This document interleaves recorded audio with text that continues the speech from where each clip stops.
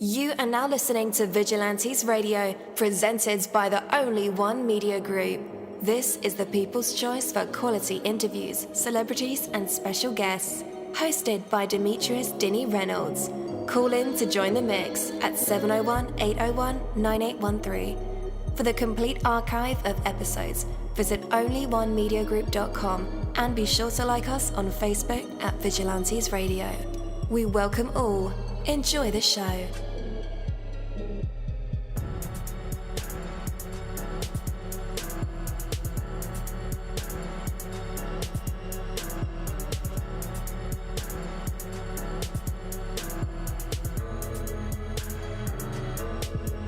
Ladies and gentlemen, please welcome your host, Demetrius Houdini Black Reynolds. Enjoy the show. Good morning, good morning, good morning, and welcome to another incredible episode of Vigilantes Radio Live right here on iHeartRadio. My name is Dini, and we have a very special guest for you guys this morning. But I do have to say that this particular episode is pre-recorded, and I can't wait to deliver it to your inbox. Before we invite our guest on, I do want to say, it's the thoughts that you choose. In your thoughts, you can go anywhere and do anything that you can imagine. No person or circumstance can prevent you from having the thoughts you wish to explore. Even when the worst that could happen has indeed come to pass, in your thoughts, you can turn it around, even if everything seems to be working against you. You still can think of ways for it all to be working in your favor. Your thoughts can take you back in time and forward too. Thoughts can take you to the top of the highest mountain and into the middle of the deepest forest. Your thoughts can linger in a particular place or travel instantly to the other side of the universe. The only limit upon your thoughts is what you choose to think. And whatever thoughts you choose to have are the very thoughts that will direct your life. They'll determine how you perceive whatever comes your way, and they'll be responsible for what you do about it. Always, you are able to choose your thoughts in every kind of situation, so choose the ones that will lead you to exactly where you want to go. Take that from me, Coach Denny. That is my word, and word is bond.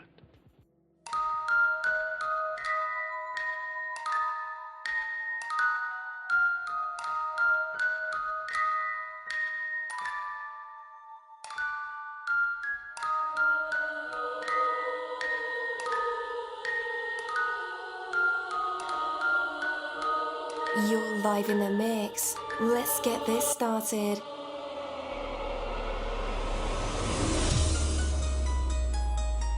All right. Again, welcome to the show. You're listening to VRL. That's Vigilantes Radio Live right here on iHeartRadio. And I am your host, Deanie. I do have to say that this particular episode is pre-recorded, and I can't wait to deliver it to your inboxes. And for you guys who subscribe to the show, you'll be the first to know. And I always appreciate that. All right. Our interviews are designed to go behind the scenes, into the minds of the people who, create books, art, acting, films, technology, music, education, entrepreneurship, entertainment, and sometimes even past that thing that we call the ego. Our interviews are designed to go behind the scenes and into the minds of these awesome human beings. The ones who are out there giving it their all for me, for you, and for the world. Well, ladies and gentlemen, it is my absolute pleasure to introduce today's extraordinary guest, BarbaraJMeredith, a retired educator with over 2 decades of experience. Barbara co-owned and directed Kids Express Learning Center before retiring in 2013. Now, as the creator of the Daisy and Friends children's book series, she brings important life lessons through the adventures of her real-life pets. Her dedication to kids, animals, and storytelling makes her a true inspiration. So please join me in saying, welcome, friend, to the incredible Barbara J. Meredith. Hello, hello. Hi. Welcome to the show. Hi. Thank you for having me. Absolutely. How are you this morning? I am doing very well. And yourself? Doing very well as well. I have my cup of Joe, so I am all prepared. Well, that's good. Yes, indeed. So, Barbara, your journey from teaching to becoming an author is so inspiring. What else would you like to share about your transition? Well, I started my first book, Daisy and Friends, How to Stay Healthy. It's a health and wellness book, but it's also part of the curriculum that I used to teach at Kids Express Learning Center. And I thought one night I'll put it together as so it would be a teaching tool that my staff could easily access for the monthly curriculum. And then my husband was in the hospital, he had pancreatic cancer, and I was home alone a lot. So I got bored. And I decided that, well, just for ours, let's go see if any children's book publishers would like this book that I made up. And it turned out that I didn't get any refusals, which was absolutely amazing to me because but I've always heard the horrors of having refusal after refusal before being accepted. Mm-hmm. So I went with the publishing company that was best suited to my needs because I wasn't able to go out and do book signings and readings and vendor fairs as often as most publishers would like me to have done. So I chose that one, and then I was after daycare, and a lot of the topics were bullying. So I decided to write a book, Rocky's New Friend, on how to take a bully and turn him into a friend without adult supervision. To be able to stand up, protect yourself, and then become friends with that person. So that was another life skills book I wrote. And then there's Daisy and Friends Outside Our Window. Well, it's also a teaching format, but it's a rhyme for toddlers, and it shows the changing of the seasons as if you looked out your window and watched the snowfall and the leaves falling down and the spring flowers start to bloom. And then I have a toddler book. It's a transportation book. It's Daisy and Friends Waiting for the School Bus. But this was actually a little game I used to play with the toddlers when they were waiting for the after-school kids to arrive from school. And we would look out the window waiting for the bus, and I would ask the kids, is that the school bus? And they would tell me what type of vehicle it went by. And then they would get all excited when they saw the school bus because their friends were getting off and they were going to have different activities to play with for the rest of the afternoon. And my last book is Daisy and Friends, What Happened to You Yesterday. Now, that's a COVID-19 story, and because of the way COVID happened, it was kind of like within a couple of days. The kids went to school on a Friday. Everything's all great, normal. Then Monday morning, the schools are closed. And so I wanted to have an easy explanation about what was happening during that time.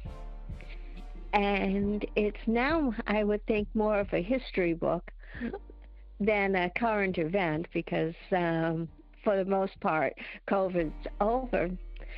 So the kids who have been born after COVID can get an insight of what it was like during that time. And it gives, see, on yesterday, we were able to go visit our grandparents at their home. Today, during COVID, we have to do it by telephone or Zoom or any other kind of electronics to be able to speak to family members, because everyone had to be isolated so that they wouldn't spread the COVID-19 virus at that time. And that's why I came up with Daisy and Friends, What Happened to Yesterday. Yes, that is amazing that you were able to create a series and incorporate it into an educational form. What was the inspiration for using pets for the series? Well, their kids relate more to animals. If you ever watch kids programming or majority of the books, children's books, it's all featured animals. And my first book, I didn't use an illustrator. It took me a year to do, but I would photograph my pets as they were doing things like the cat is in the sink washing its paws, and I took a picture of that so that a reference to why you need clean hands, and how much sleep you need. And I would take pictures of all my pets, the 4 of them, as they were sleeping. Or the cat, well, she used to like to sit at the computer and watch the screensavers going by. And that's how I started the first book. But the rest of the series is illustrated by Kilpart, and she did a fantastic job. I love the illustrations.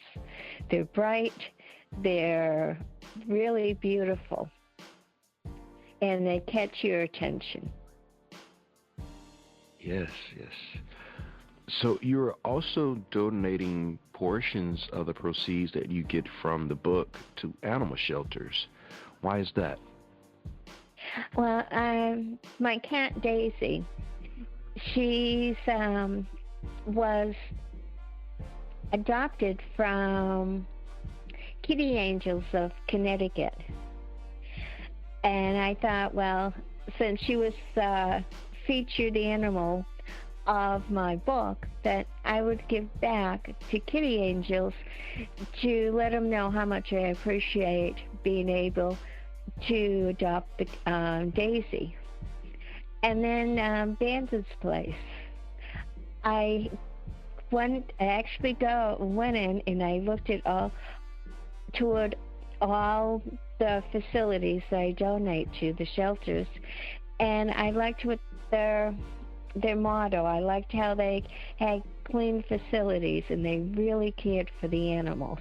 So every one of the shelters I inspected, and I personally approved of how they were taking care of the animals and their process of finding people to adopt them. So I was impressed with them, and I decided to give back. I love that cause. Yeah, especially that since you got an animal from that particular shelter, just giving back to helping other animals get housed with wonderful parents such as yourself. Who illustrated Daisy and Friends? It's Calpart, Kalpart. I have a Boston accent, if you didn't notice, so there's no Oz. I love it. It sounds good. Okay. So So, what? Oh, go ahead. I'm sorry. go ahead. No, go ahead. Okay. So what is next for the series? Do you see Daisy and Friends expanding to something bigger? But I have several books already in manuscript form. One of them is on Alzheimer's and how, because people are growing older and living longer than they used to, there's more grandparents that are coming down with this disease. And I wanted to let kids know the transition that they would have to go through as the grandchild and the grandparent through the different stages. So how what starts off with well, they kind of forget little things, like more than just where's my car keys or where did I leave the car in the parking lot. It's like, I forget how to get to your friend's house. Can you help me get back to our home, or where is the store, and things like that. And then as the disease progresses, it explains to the kids that the grandparent comes into their home and how everyone has to adjust their lives to take care of their grandparent. And when they can no longer take care of the grandparent and meet the grandparent's needs, they go into a facility and what happens at the facility. So it just kind of explains to kids the progression of the disease. Absolutely. And that one's called Daisy and Friends, Why Does Grandpa Forget? And then I have another one that's on jealousy. That two of the dogs, one got a new collar, the other dog is very jealous, and it goes to the emotions of being jealous and coming out of the jealousy and understanding why they didn't get, one dog got a present and the other one didn't. Like it would happen with a child. Absolutely. And then what do you I'm sorry. I'm sorry. Go ahead. What do you hope young readers will take away from the Daisy and Friends series in the long term? Well, the life skills that I'm trying to have the children absorb. Like for the first book, it's parking lot safety, stranger danger, nutrition, things that they could carry through their lives, especially the nutrition, how they should start eating healthy and just continue it. And then to be able to survive in the world and not have to always depend on someone to help them, that they are strong enough to be able to meet all their challenges. Indeed. All right. And where can our listeners purchase a copy of or support Daisy and Friends, the series? Well, it's on Amazon, Barnes & Noble. There's actually 12 small bookstores throughout the United States. There's 6 bookstores in Ireland and England. It's on Kindle, and you can watch the trailers on YouTube, which explains the story. And there's also Storytime Pop. 2 of my books have been featured on the children's YouTube show. All right. And listeners, we will have those links in the description of this episode and in the show notes. So all you guys have to do is just click the links. All right. Barbara, thank you so much for being our guest this morning. It was truly an honor having you here. Thank you for having me. I truly enjoyed the interview. Absolutely. Take care and have a wonderful day. You too. Bye-bye. Thank you. Bye. Thank you, my Vigilantes family, as always, for checking out my podcast over here at Vigilantes Radio Live.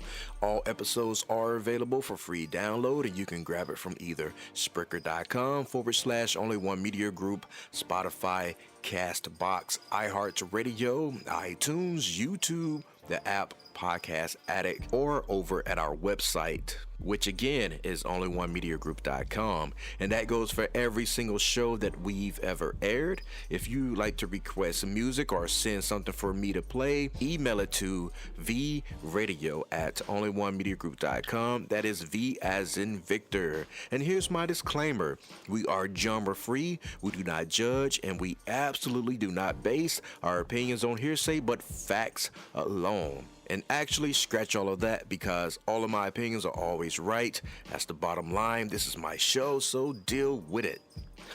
Just kidding. On behalf of myself, Denny, I appreciate all you guys for tuning in, either afterwards or live with us. Spread the word, because sharing is caring. We stepped up our game just for you guys and our guests to make sure that you have the best experience here on our show. Be sure to connect with me on Facebook, Twitter, Instagram, Tumblr, Snapchat, TikTok, at all social media sites, as well as Spreaker, YouTube. We always follow back. Okay, well, just remember to put yourself into everything that you do and never stop investing in yourself. Peace, love, grilled cheese, and talk with you later.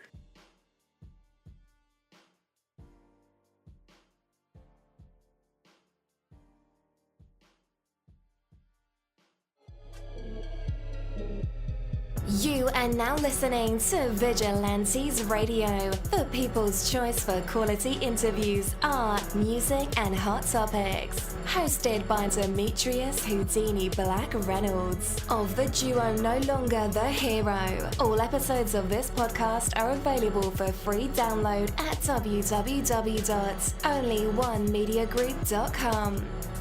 This is a Seventh Sign Regime Rebirth Worldwide Syndicate exclusive.